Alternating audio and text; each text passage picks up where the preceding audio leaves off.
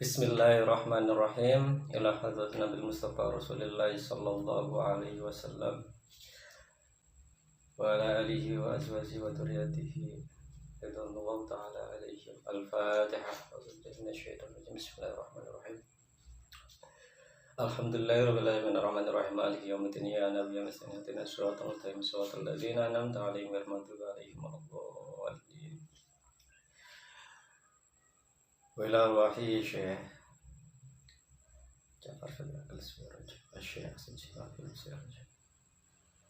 Al-Fatihah. A'udzu billahi minasyaitonir rajim. Bismillahirrahmanirrahim. Alhamdulillahirabbil alamin arrahmanir rahim maliki yaumiddin ya nabiyyu rasulina ihdina siratal ladzina an'amta alaihim ghairil maghdubi alaihim waladdallin. Khususan Burhanuddin Az-Zarnuji. Al-Fatihah. A'udzu billahi minasyaitonir rajim. Bismillahirrahmanirrahim. Alhamdulillahirabbil alamin Ar-Rahmanir Rahim Maliki yaumiddin iyyaka na'budu wa iyyaka nasta'in ihdinas siratal mustaqim siratal ladzina an'amta 'alaihim ghairil maghdubi 'alaihim waladdallin. Qala musannif rahimahullah wa nafa'ana bi ulumihi fid dharain amin.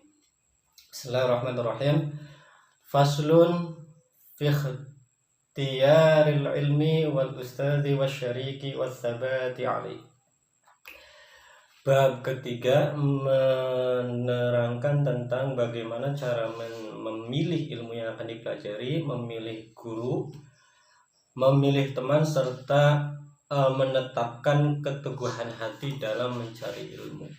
Ini bab ketiga ya dalam kitab Ta'lim Muta'alim.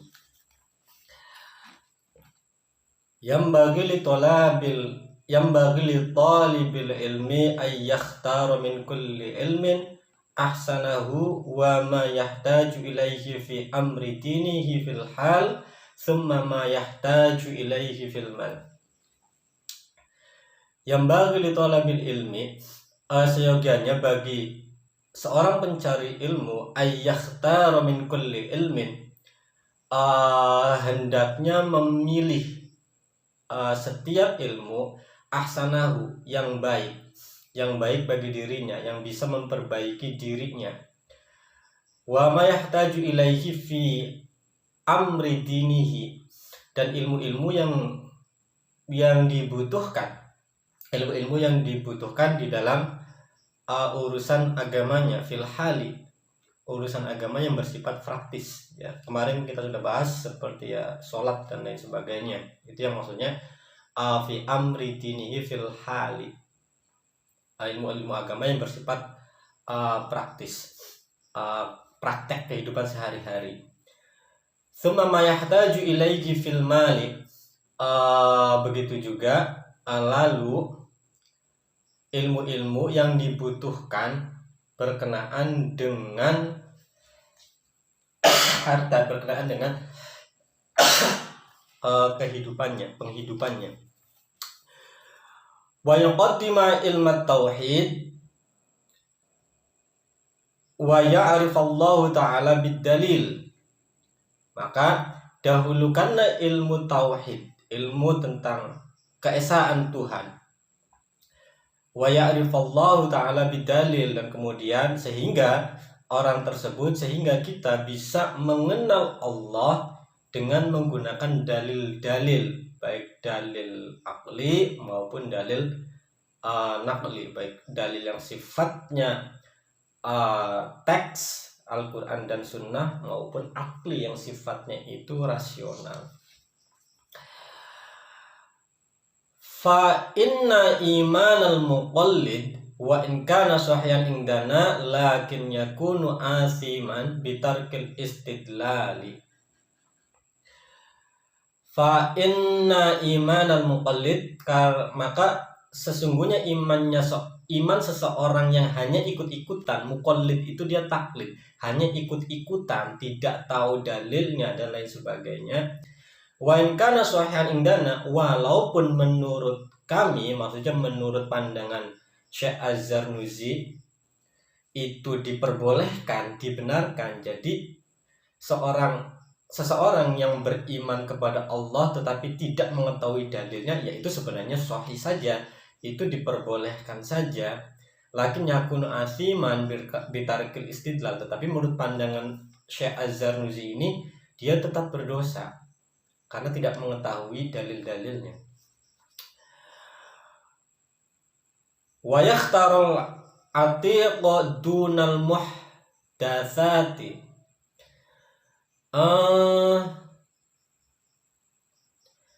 Dan hendaknya juga seorang penuntut ilmu itu menjaga, memilih ajaran-ajaran yang memang sudah ada, yang sudah diajarkan oleh Nabi dan para sahabatnya, para tabi'in dan para ulama ya. Dunan muhdatsati, bukan sesuatu yang baru, yang tidak ada dalilnya, yang tidak ada landasan hukumnya. Qalu, diucapkan alaikum bil atiqi wa iyyakum wal muhdatsati wa iyyaka alaikum bil atiqi wa iyyakum wal muhdatsati. Berpegang teguhlah kepada sesuatu, kepada ajaran-ajaran yang memang sudah diajarkan oleh Nabi, sahabat dan para ulama terdahulu. Wa iyyakum muhdatsati, dan takutlah engkau kepada sesuatu yang baru, sesuatu yang baru. Nah ini agak ini juga ya, maksudnya banyak kan kemudian jargon yang sekarang itu ya kullu bid'atin dolalah, bahwa setiap bid'ah itu sesat, wa dolalatu finnar, dan kemudian ya setiap kesesatan itu akan masuk neraka. Terus kemudian ini memunculkan gerakan kembali ke Al-Quran dan Sunnah. Secara jargon ini sangat baik, tetapi secara praktik perlu hati-hati ya. Kayak gini, pertanyaannya sederhana, bagaimana kita kembali ke Al-Quran dan Sunnah sementara rentang hidup kita itu sangat jauh? Kita mengetahui mushaf itu saja, itu kan jalur yang mengajarkan kepada kita itu ya para ulama, para guru-guru kita. Jadi ya tetap kita tidak bisa langsung mengakses pemahaman yang ada di Al-Quran dan Sunnah. Untuk memahami Al-Quran dan Sunnah, kita membutuhkan pengajaran dari para guru, dari para ulama yang sudah ada sebelumnya.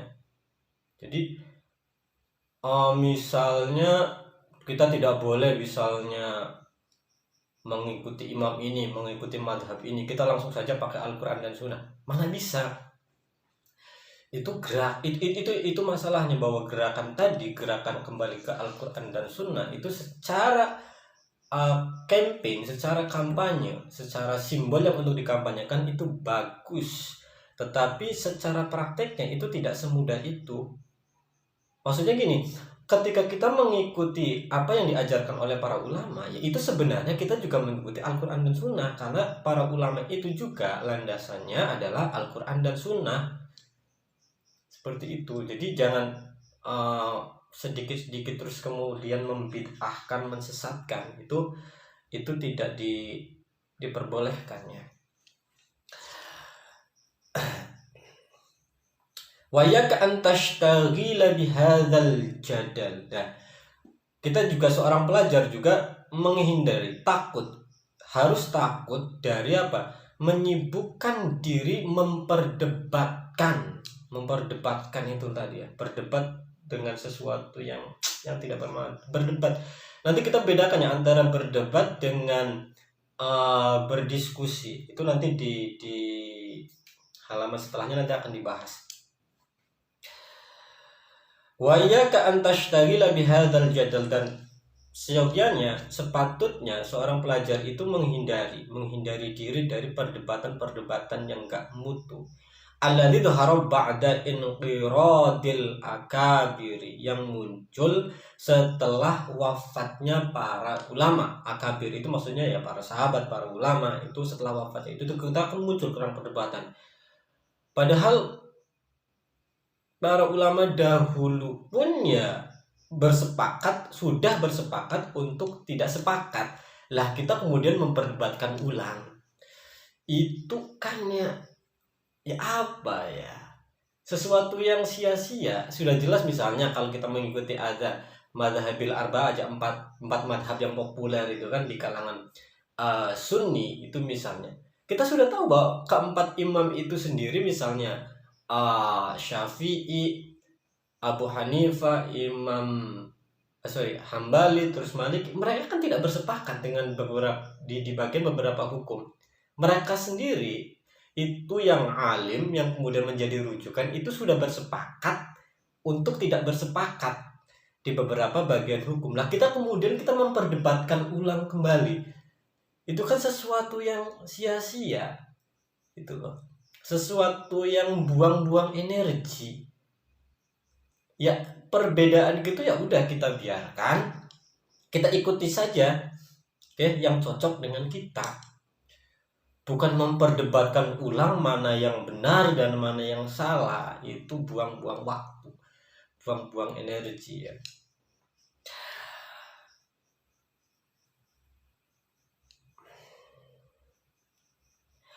Fa'innahu yub'idut taliba 'anil fiqhi. Nah, karena perdebatan tadi itu menjauhkan seorang pelajar itu dari pemahaman. Orang debat itu kan tidak mencari pemahaman. Orang debat itu adalah targetnya itu adalah bagaimana dia menang, bagaimana dia bisa menjatuhkan lawan debatnya. Jadi yang dicari itu bukan kebenaran, bukan pemahaman, bukan al-fiqhu yang dicari itu. Yang dicari itu bagaimana menjatuhkan lawan debat dan kita bisa memenangkan perdebatan. Itu kenapa perdebatan itu ya tidak menarik, tidak ini untuk beda nanti dengan diskusi ya. Wa yudayyi'ul umro, dan menyia-nyiakan umur. Daripada memperdebatkan hal-hal yang memang sudah tidak ketemu titik temunya, ya kita mendingan kan mempelajari hal-hal yang lain yang lebih bermanfaat. Ya kadang kan kita itu ya kita sibuk memperdebatkan hal-hal yang sebenarnya tidak perlu, sehingga kita melupakan hal-hal lain yang lebih penting.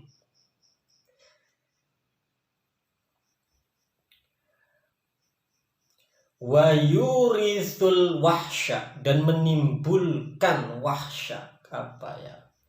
Wahsya itu permusuhan. Perdebatan itu yurisul wahsya aja, menimbulkan permusuhan. Jadi tidak akur. Kelompok A menyalahkan kelompok B, kelompok B menyalahkan kelompok A mensesatkan kelompok B, kelompok B mensesatkan kelompok A, begitu terus, nggak ada akhirnya. Wal adawah, dan permusuhan. Wa huwa min asyratis saati wartifa'il ilmi wal fiqhi. Nah, kenapa? Ketika sudah banyak muncul perdebatan konyol seperti itu min asyratis sa'ah, merupakan salah satu tanda dari sudah dekatnya kiamat. Oke.